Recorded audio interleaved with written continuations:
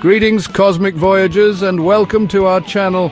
Today we're embarking on a fascinating journey, not to a distant galaxy, but deep into the mind of a remarkable human who lived nearly 2 millennia ago.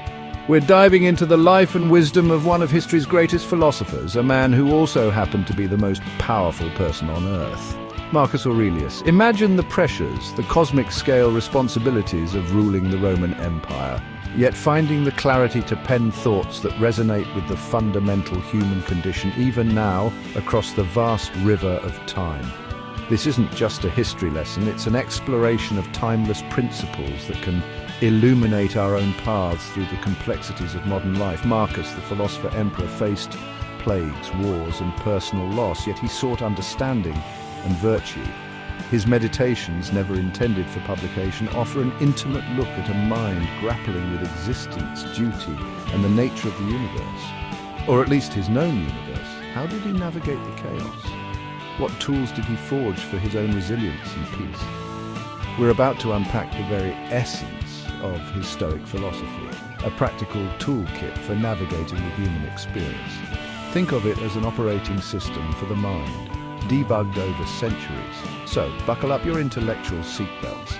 Stay tuned as we explore his top 7 teachings that can still guide us today, helping us to live more examined, purposeful, and dare I say, more cosmically aligned lives. These aren't just ancient musings, they are universal truths as relevant as the laws of physics.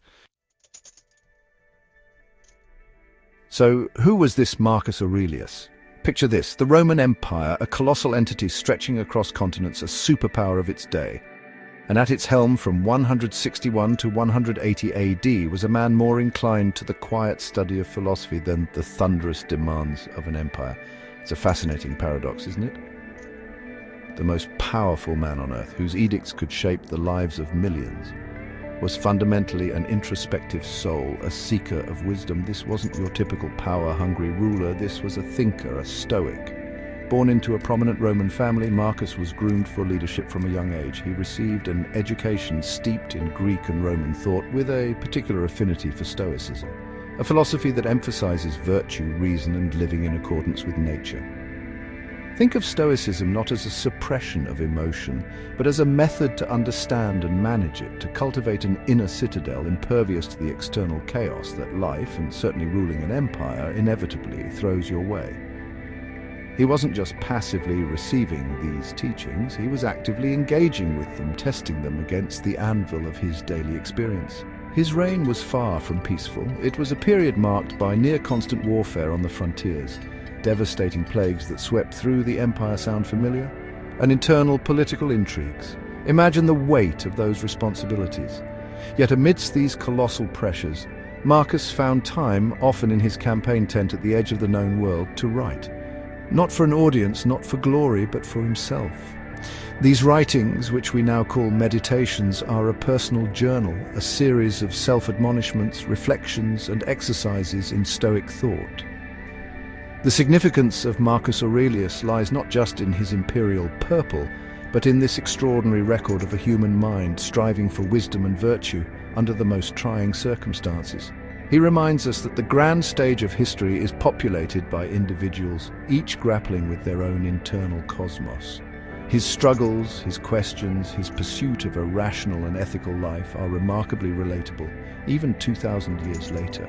He's a testament to the idea that true power lies not in dominion over others, but in dominion over oneself. Consider the context, an era without our scientific understanding of the universe, yet he pondered humanity's place within the grand scheme of things.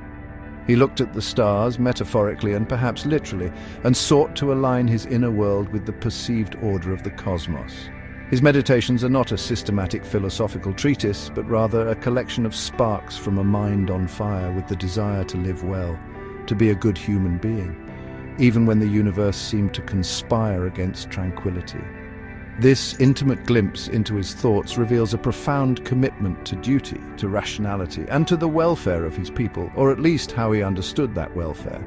He wasn't seeking to build new galaxies of philosophy, but rather to navigate the existing terrain of human experience with as much grace and wisdom as he could muster. He was in essence a cosmic citizen, trying to understand his role in the grand play of existence, a role that happened to be Emperor of Rome. What's truly astounding is the survival of these personal notes. Imagine your private journal becoming a guide for millions across centuries. It speaks to the universality of his insights. He wasn't just an emperor, he was an everyman, albeit an everyman with an empire. His legacy is a powerful reminder that leadership and wisdom can and perhaps should go hand in hand, and that the greatest battles are often fought within the quiet confines of our own minds. Now let's zoom in on one of Marcus's most fundamental practices, self-reflection. In our hyper-connected, constantly buzzing 21st century lives, the idea of sitting quietly and examining one's own thoughts and actions can seem like a quaint anachronism, or perhaps a luxury we can't afford. But for Marcus Aurelius, and for the Stoics in general, it wasn't a luxury, it was a necessity.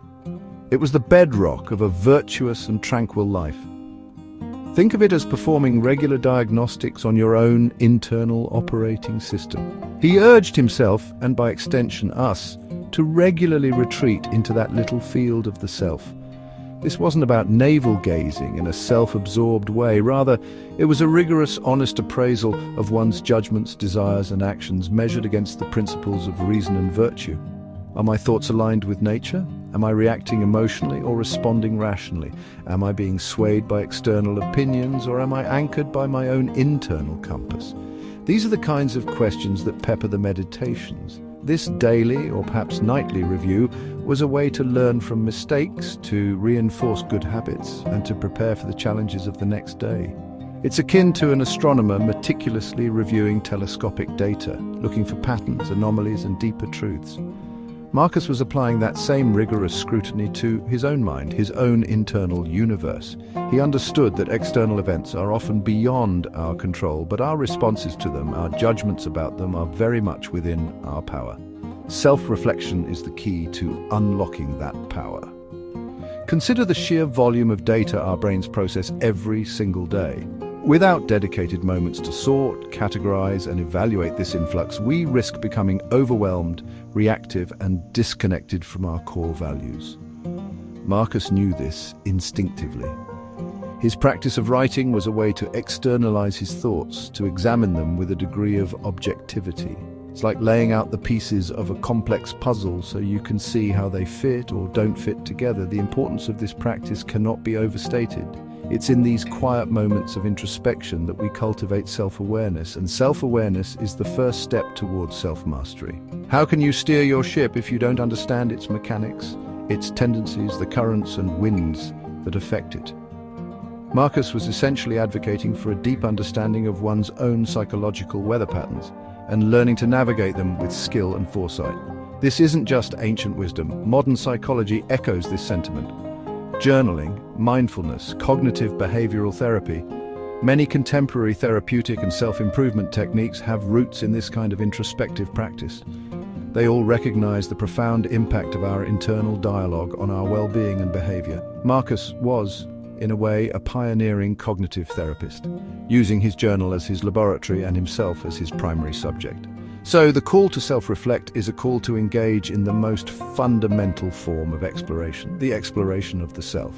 It's about carving out a space, even a small one, in our busy lives to ask ourselves the tough questions, to confront our own biases and assumptions, and to consciously choose the kind of person we want to be. It's an ongoing process, a daily commitment. Much like an athlete trains their body, the philosopher king trained his mind. Next, let's talk about resilience. In the grand, often chaotic dance of the cosmos, and certainly in the turbulent world of the Roman Empire, things go wrong. Plans unravel, loved ones are lost, empires face threats. Marcus Aurelius was no stranger to adversity. He faced wars, plague, betrayal, and the deaths of many children, yet his writings aren't a chronicle of despair, but a testament to the enduring strength of the human spirit, a guide to forging resilience. How did he do it? The Stoic concept of resilience isn't about being emotionless or unfeeling like some caricature of a Vulcan. It's about understanding what is within your control and what is not, and then focusing your energy exclusively on the former. External events, the cosmic winds, if you will, are largely outside our direct influence, but our internal responses, our judgments, our actions, these are the domains where we have agency. This distinction is the cornerstone of Stoic resilience. Marcus constantly reminded himself that the impediment to action advances action. What stands in the way becomes the way. Think about that. It's a radical reframing of obstacles. Instead of seeing a problem as a roadblock, see it as an opportunity to practice virtue, patience, courage, creativity, justice. A difficult person isn't just an annoyance, they are a chance to practice forbearance and understanding. A setback isn't a catastrophe, it's a test of your resolve. This perspective transforms challenges from sources of frustration and distress into training grounds for character. It's like a blacksmith using the heat of the forge and the impact of the hammer to shape raw metal into a strong-tempered blade. The adversities of life, when met with a Stoic mindset, can similarly shape and strengthen our inner fortitude. Marcus wasn't immune to pain or sorrow, but he sought to prevent them from shattering his inner equilibrium. He wrote, "The soul becomes dyed with the color of its thoughts. If your thoughts are constantly dwelling on victimhood, on how unfair things are, then your soul, your very being, will reflect that.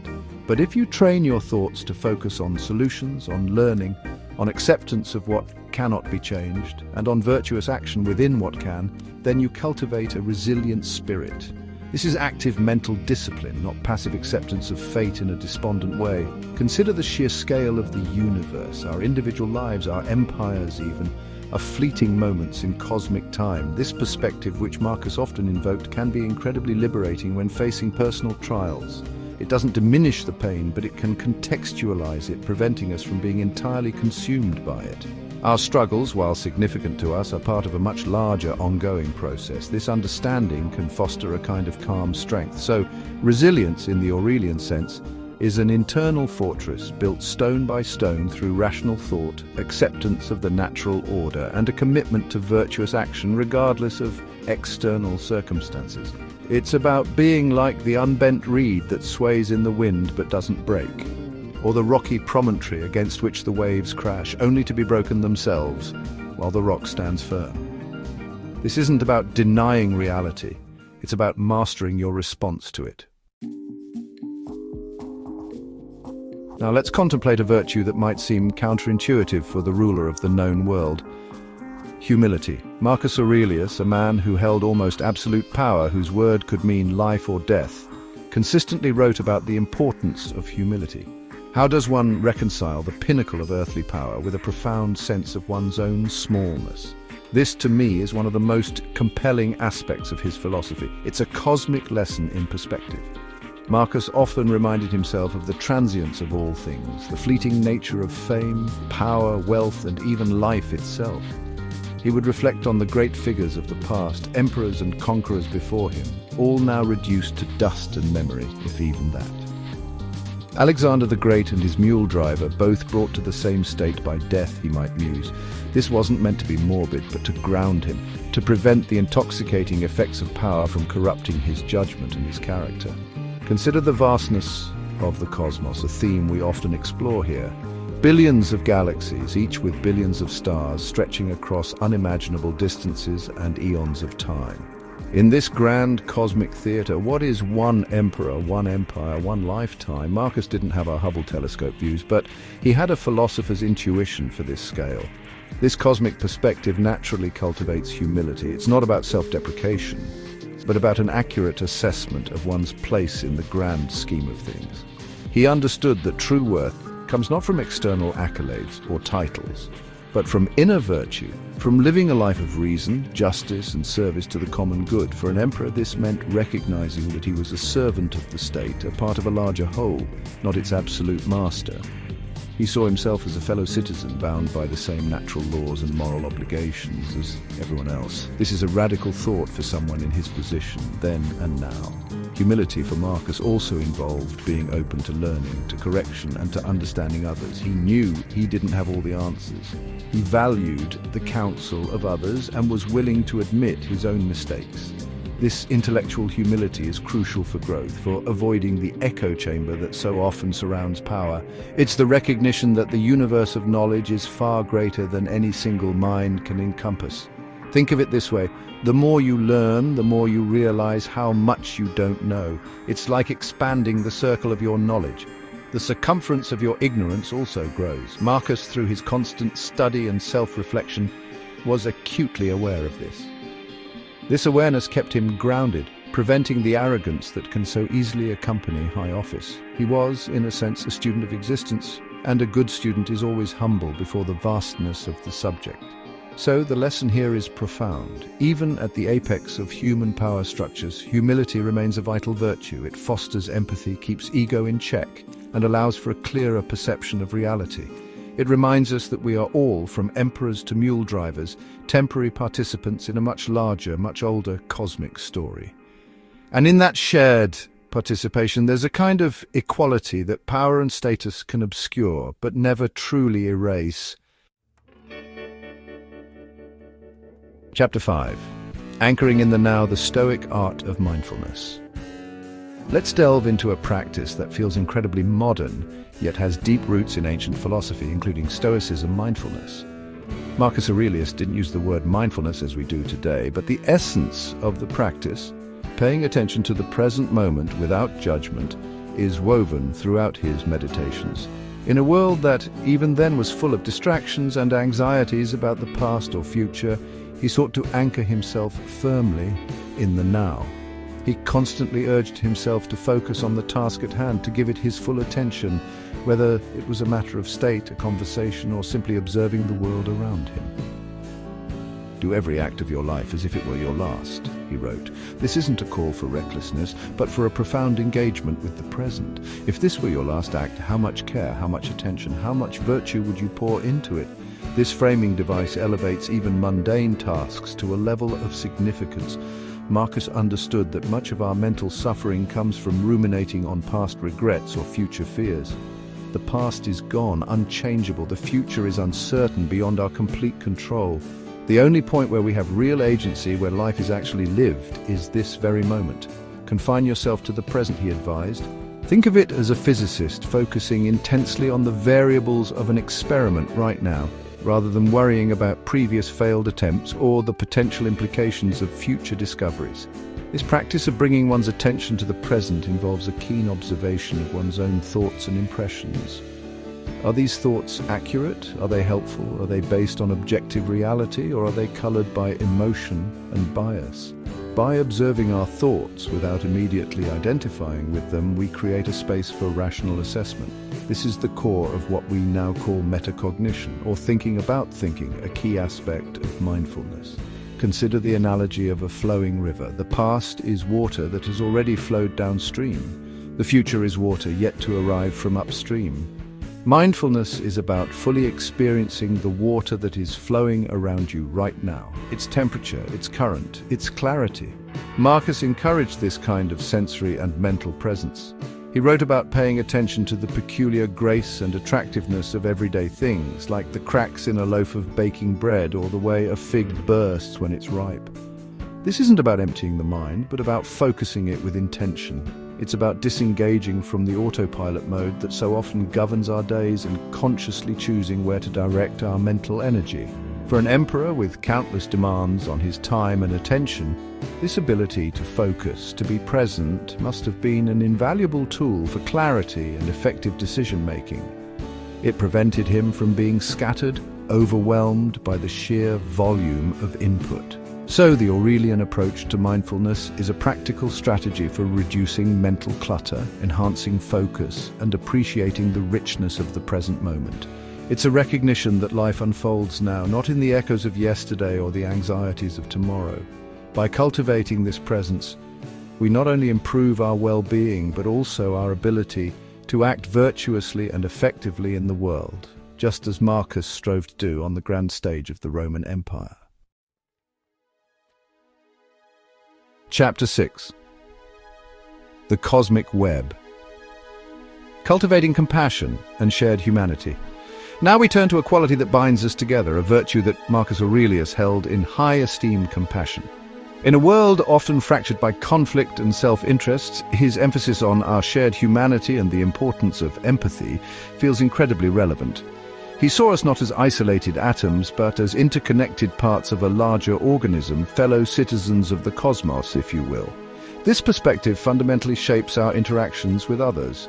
Marcus believed that we were made for cooperation, like rows of teeth, upper and lower. He urged himself to treat others with understanding and forbearance, even those who acted unjustly or irrationally.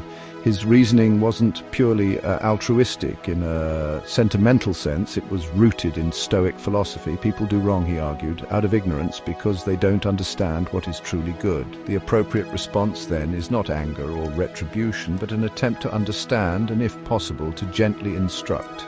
This requires a profound act of imagination, to put oneself in another's shoes, to try and see the world from their perspective, however flawed it may seem. Men exist for the sake of one another, he wrote. Teach them then, or bear with them. This is a call for active empathy, a recognition that the person who frustrates you is also a human being, grappling with their own internal struggles, their own misperceptions, their own piece of the cosmic puzzle. Consider the implications of this. If we are all part of one body, then harming another is, in a sense, harming ourselves. The well-being of the community, the common good, was a paramount concern for Marcus. This wasn't just about grand policies, it extended to everyday interactions. Every encounter was an opportunity to practice this kind of social virtue, to strengthen the bonds of the human community. Even when dealing with enemies of the state, he often sought to temper justice with mercy where possible. This compassion wasn't a sign of weakness, but of strength.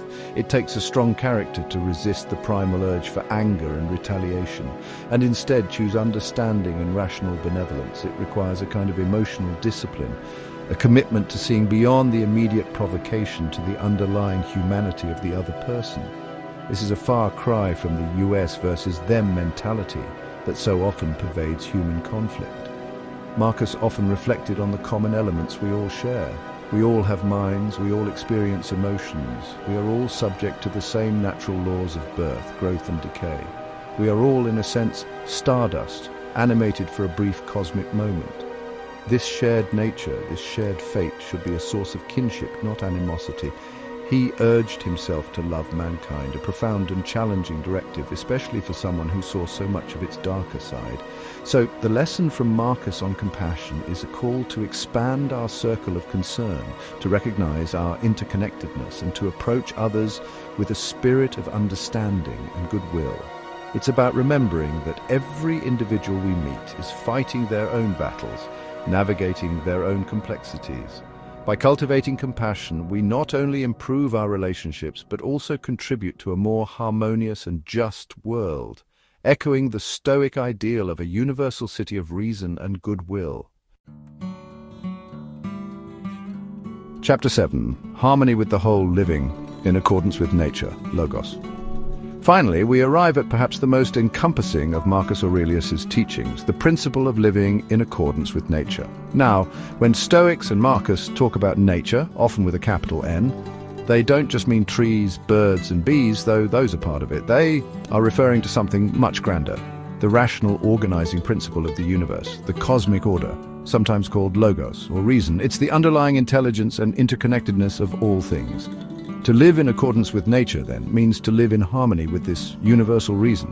It means understanding our own nature as rational social beings and aligning our thoughts, actions, and desires with this understanding. It's about playing our part, fulfilling our inherent function within the grand cosmic drama. It's not about passively submitting to fate, but about actively choosing to live virtuously and rationally within the given circumstances. Marcus saw the universe as a single, unified entity, a vast city of which all rational beings are citizens. Our individual good is intrinsically linked to the good of the whole. Therefore, actions that are selfish, unjust, or irrational are out of sync with nature, like a discordant note in a symphony. The goal is to contribute to the overall harmony, to act in ways that benefit the common interest, which in turn benefits oneself because we are part of that common interest. This also involves an acceptance of things outside our control, those events dictated by the larger flow of nature, or fate, as the Stoics sometimes termed it. This isn't a grim resignation, but a clear-eyed understanding of reality. Just as a doctor accepts the reality of a disease in order to treat it, or an engineer accepts the laws of physics to build a bridge, the Stoic accepts the natural course of events, illness, loss, death, as part of the fabric of existence. Arguing with reality is futile and a source of suffering. Everything harmonizes with me, which is harmonious to thee, O universe, Marcus wrote. Nothing for me is too early nor too late, which is in due time for thee. This is a profound statement of alignment and trust in the larger order. It's about understanding that we are a small part of a vast, intricate system, and that our role is to play our part well, with reason and virtue, accepting the script as it unfolds, while focusing on our own lines and delivery. Consider the intricate workings of an ecosystem, where every organism, every process plays a role in the health and balance of the whole. Or think of the laws of physics, which govern the motion of galaxies and the interactions of subatomic particles with an unwavering consistency. Living in accordance with nature is about recognizing and respecting these inherent orders, both in the external world and within our own human constitution as rational and social creatures. So this final teaching encapsulates much of what we've discussed. Self-reflection helps us understand our own nature. Resilience allows us to navigate nature's challenges. Humility acknowledges our place within the vastness of nature. Mindfulness keeps us present to nature's unfolding. Compassion recognizes our shared nature with others. It all comes together in this grand ideal to live as a good citizen of the cosmos in tune with its rational and benevolent design. Outro, the Emperor's Wisdom, your cosmic toolkit. And there you have it, a glimpse into the profound and practical wisdom of Marcus Aurelius, a philosopher king whose thoughts, jotted down in military camps and imperial palaces, still illuminate the path to a more examined life almost 2 millennia later. His teachings on self-reflection, resilience, humility, mindfulness, compassion, and living in accordance with nature are not just historical artifacts. They are timeless tools, a cosmic toolkit for navigating the human condition. They remind us that even amidst chaos and uncertainty, we have the power to cultivate an inner citadel of peace and virtue. The universe is vast, and our time in it is fleeting. Yet, as Marcus showed, within that brief span, we can strive for wisdom, connect with our shared humanity, and find a profound sense of purpose. His meditations are an invitation to that journey, a journey inward that ultimately connects us to the larger whole. Thanks for watching. If you enjoyed this video, don't forget to like, share, and subscribe for more insightful content. We're all explorers here, trying to make sense of this grand cosmos and our place within it. What resonates most with you from the Emperor's insights? Is it the call to look inward, the strength found in resilience, or the profound peace of living in the present moment? Let us know in the comments which of Marcus Aurelius's teachings resonates most with you. Perhaps by sharing our reflections, we can, in our own small way, contribute to that common good he so valued. Until next time, keep looking up and keep looking within.